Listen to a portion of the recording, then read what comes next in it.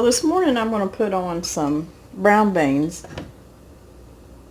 I went to the freezer and I found 2 ham hocks. And I think instead of just using one, I'm going to go ahead and put 2 in there because I know that we'll be eating on this pot of beans for a couple of days. So I want to have 2 in there to go for a couple of days. So really and truly, cooking beans it's an easy, economically good thing to do. And most of us always have a bunch of brown beans in the pantry. And really and truly, all you got to have is maybe some kind of seasoning, salt and pepper. You can use bacon, you can use ham, but water really is all you need to cook a pot of beans. If you don't have any kind of stock or anything. But what I'm going to start with today is I canned up some pork broth stock last year when I canned a big ham. So I'm going to use a quart of that, but you don't have to have that. And I'm going to put in about 4 to 6 cups of water. I'm going to put my ham hocks in here. Now, at this point, if you had bacon or ham or whatever, you just put it in there in your water.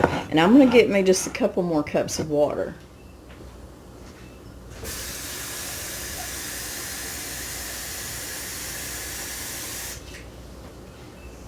Because everything needs to be covered good.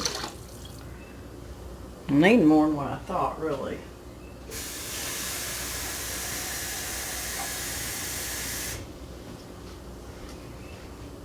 You know, beans is always something that you can always count on to feed your family, and it's been that way for years and years.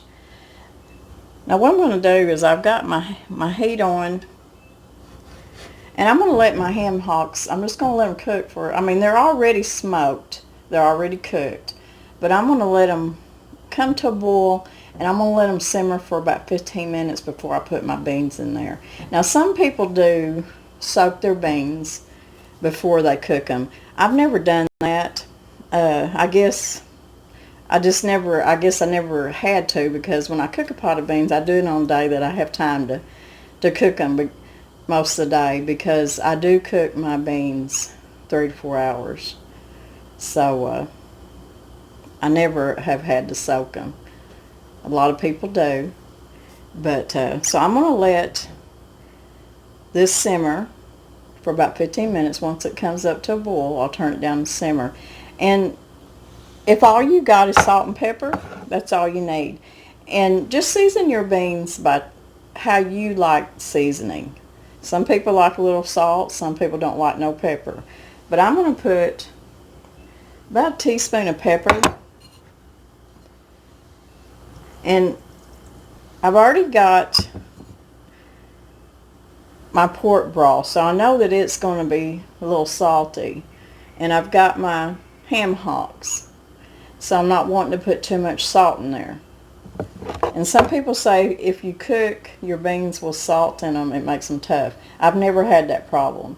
I've always forever and ever put salt in my beans while they were cooking. I've never had a tough bean, but some people may have had that experience. I'm going to put about, a couple teaspoons of garlic. Now this is just optional seasonings, but this is how I season my beans. And I'm going to put a teaspoon of cumin. And I'm going to put a teaspoon of onion powder. Now I do have a measuring spoon, but I forgot to get it, so there we go. So I'm going to let that come up to a simmer and let it simmer for about 15 minutes, and we'll be back and we'll put our beans in. Hocks have been simmering for 15 minutes, and I've got about 3 cups of pinto beans here. And that's enough for me and Mr. Brown to eat on beans for several days. If you're feeding a big family, just I would say 4 to 5 cups of beans is still quite a bit. But I'm going to put my beans in here. And that's pretty much all we have to do. Now you just want to keep an eye on this, off and on. Make sure that your water's not getting too low, getting too dry, and just add you another couple cups of water to it. But I let my beans cook most of the day when I'm at home like this. And I'll just put it on low and let it simmer. Mr. Brown and I like very tender, soft, mushy beans. Some people might like them a little bit firmer, so you won't cook them as long. But my grandma always cooked her beans on a wood cook stove, and she'd cook them all day long, and I've done that too. But it's a little bit warm to be cooking on my wood cook stove right now. But I'm going to move this back to my other burner. And it's just going to simmer. And like I said, I'll keep an eye on it. And we'll have us a good pot of beans and cornbread after a while. Now, if you want to, just a little suggestion, you can put your little baking soda in there, like half a teaspoon or so, and that supposedly is supposed to help with the afterthought, you know, after a while after eating a big bowl of beans. But some say it helps. It might. I don't know for sure. So, anyways, it's that easy to put you on a pot of beans, and it doesn't even have to be brown beans. It can be northern beans. We love white beans. Northern beans, navy beans. We just love them. They're so good. So we're making cornmeal dumplings to go with our brown beans. And in my bowl, I've got a half a cup of flour, a half a cup of cornmeal, a half a teaspoon of baking powder, and a fourth of a teaspoon of salt. And I took 2 tablespoons of cold butter and just broke it up in there. And just like if you were making biscuits or something, and just mixed it all together. And now I'm putting up some cut up jalapenos. Now this is optional. This is just give it a little bit of bite. You don't have to put jalapenos in there. In fact, you can put some chopped up onions in there. And I did put just a little pinch of onion powder in there too with my dry ingredients. So I've got a half a cup of buttermilk. And I'm just going to pull all that together. And I'm just going to put a little bit of buttermilk at a time. And I'll put the ingredients down in the description box for you. It's real easy to throw together.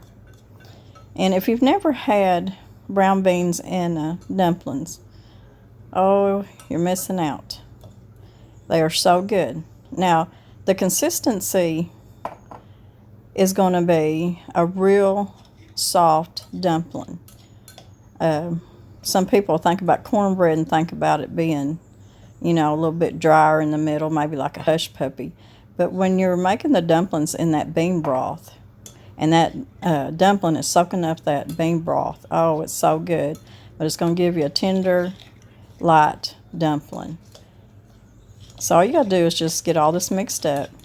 And it's going to be a thick dough or thick batter. Kind of like a hush puppy batter, about that thick. But you don't want it to be dry, and you don't want it too thick. Just a good consistency. Half a cup of buttermilk usually works out really well. If you don't have buttermilk, just make you some by putting a half a cup of milk and about a teaspoon of vinegar, white vinegar in there. Or you can even use apple cider vinegar, it don't matter. I'm going to make sure to get all this gathered up. And I'm going to use, now you can use just a regular little teaspoon.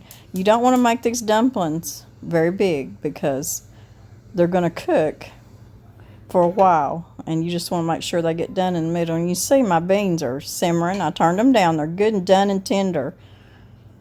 So now it's just a time for them to simmer and cook the dumplings. So taste your beans, make sure they're tender, make sure you got your seasonings you want in there. and then you'll start putting your dumplings in. And I've got my little scooper that I use for making cookies and candies and stuff that I'm going to use, but you can use a teaspoon, 2 teaspoons, and just kind of drop them in there. But I got this little dipper, and I'm going to look on Amazon and see what size. I'm going to look to see what size it is, and I'll look on Amazon and see if they've still got any. This was a gift from a subscriber to me, and I've enjoyed them very much. And just drop them in there.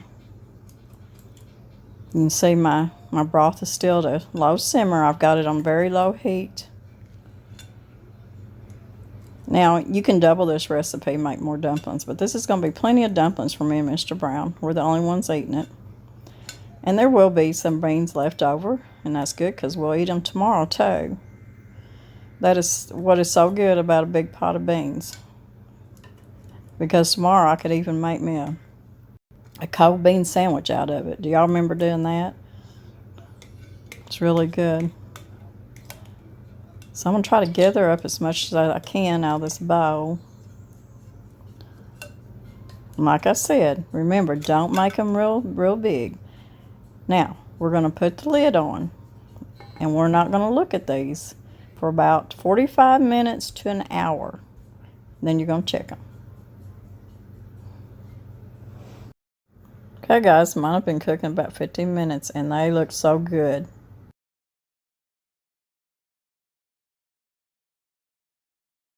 Y'all come back and see us.